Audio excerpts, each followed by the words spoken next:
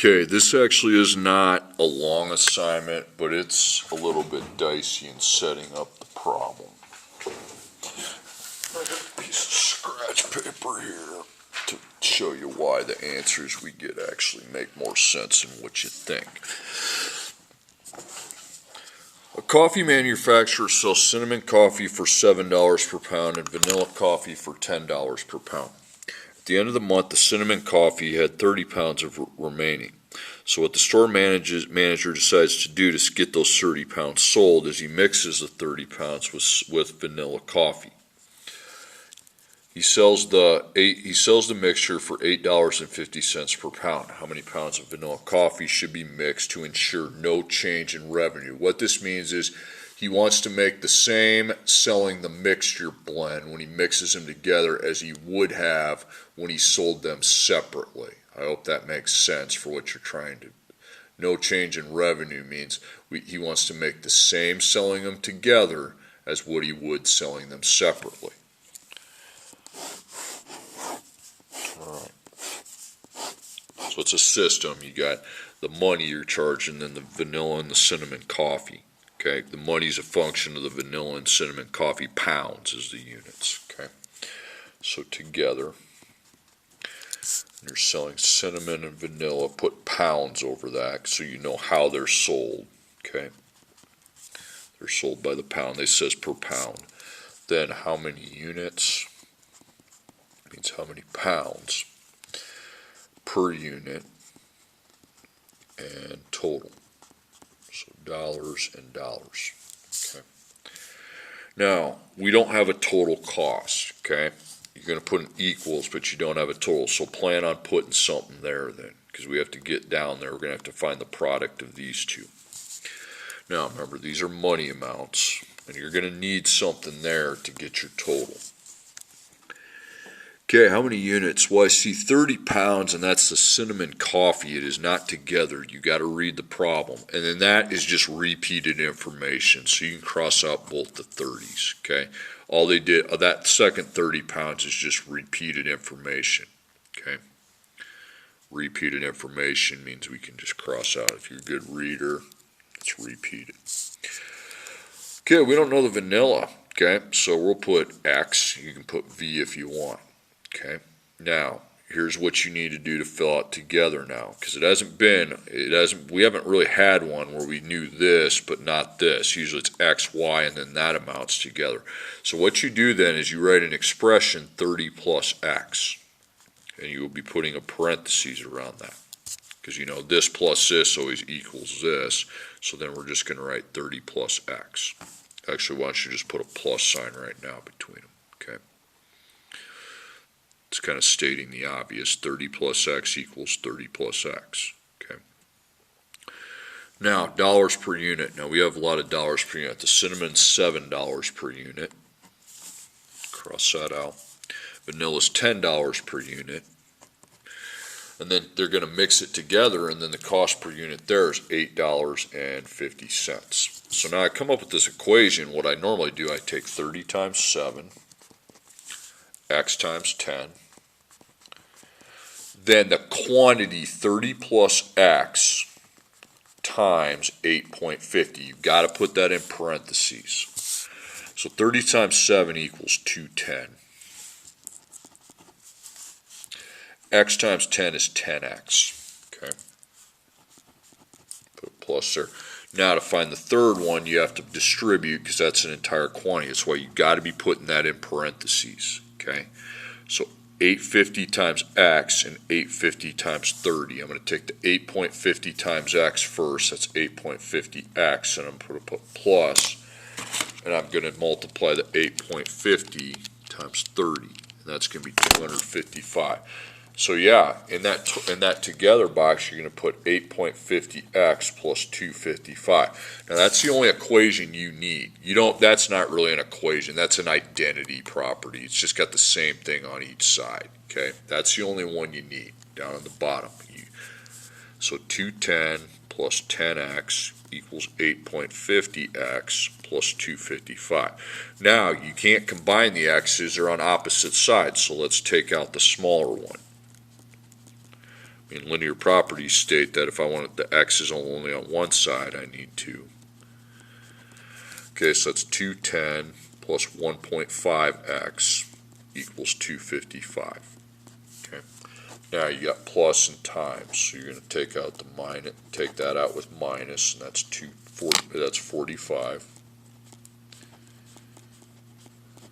And then divide by 1.5, and you get 30. Okay.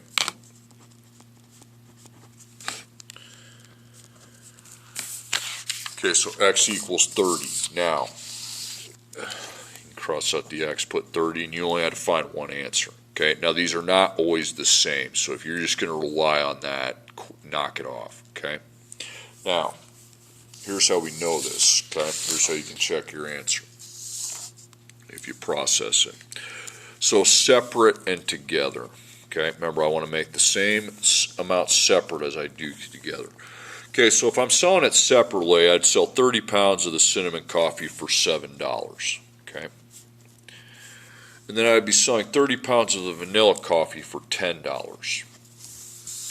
Now when I'm selling it together, I'm selling it, that'd be 60 pounds, 30 and 30 makes 60, okay? And I'd be selling that for $8.50. Now, let's see if this makes out. So 30 times 7 plus 30 times 10, so that's 510, and then 60 times 8.50 is also 510. So yeah, I did that right.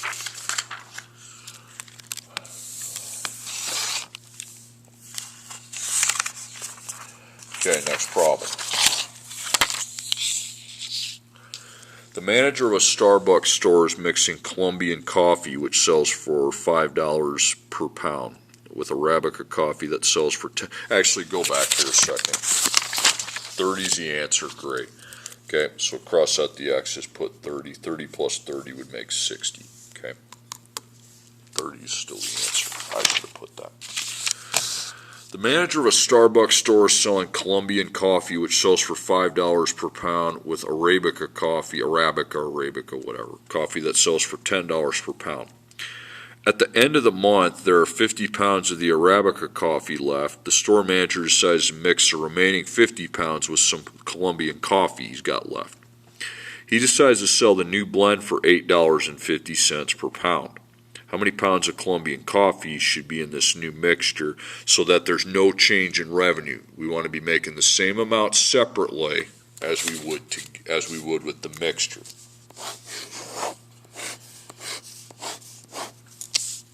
Okay, so you have together. You got Arabica and Colombian coffee, and it's sold by the pounds. You can just put LB if you want. Okay, so how many units per unit in total? Then money's a function of the pounds, so money. Okay, so the total cost, we don't have that, so plan on putting something in here, don't cross it out. Now, jump up to the top. Okay, 50 pounds of the Arabica coffee, it flat out states that 50 pounds is for Arabica, and then that is just repeated information. So we don't know the Colombian, so we call that X or C or whatever, okay? So, 50 plus X, over here you're just going to write X plus 50 or 50 plus X. It doesn't matter the order you write it. You can write X plus 50 or 50 plus X. So that's what you write, because you can't add them like you normally can because we don't have that value. So we just write the expression, not 50x, that's 50 times x, that's 50x. With plus, you keep it 50 plus x. Again, I will see a lot of people, I could envision a lot of people putting that as 50x. No, that's 50 times x. 50 plus x stays 50 plus x. Okay, now I got a lot of cost per pound here. Colombian's $5. Arabica is $10 when you sell it separately. Now don't add those because $8.50 is what you're selling them when you mix them together. Usually the cost per unit when you mix them, it's somewhere in between these two values. Okay, So, again, you want to wrap that in a parenthesis. So now you write your equation. You're going to be taking 50 times 10 to find the money total for selling the Arabica coffee separately, then X times 5. And then the quantity, 50 plus X times 8.50. So 50 times 10 is 500. X times 5 is 5X. Then over here, you have to distribute 850 to X and 850 to 50. So it's going to be 8.50X. And then 50 times 8.50 is 425. That's what you put there, okay? And you line that equation up. So 500 plus 5X equals 8.50 plus 425. That's an X. Okay, you got X's on opposite sides. Let's remove the smaller one from the smaller side. Okay, so 500. 850 minus 5 is 3.5x, and then plus the 425. Okay, and you subtract 425.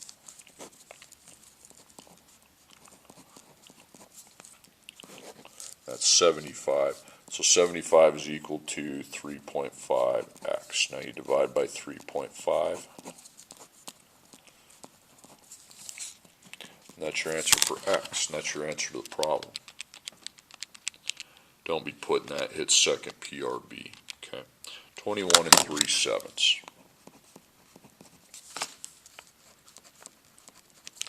Again, if you want to check your answer, okay, we know that these x's are 21 3/7. 21 3/7.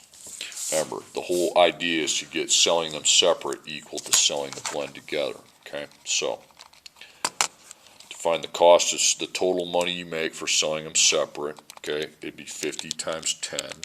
50 times 10, because you're selling 50 at $10 per pound, plus 21 3/7 times 5. That's separate. And then together, 50 plus 21 3/7 would be 71 3/7. We would be timesing that by $8.50. Okay. So 50 times 10 plus 21 3/7 times 5. Okay, I got 607 1/7. 71 3/7 times 8.50. That's the same thing. If you second PRB it, it's the same thing. Okay. So we did that right. That is a correct answer. Okay.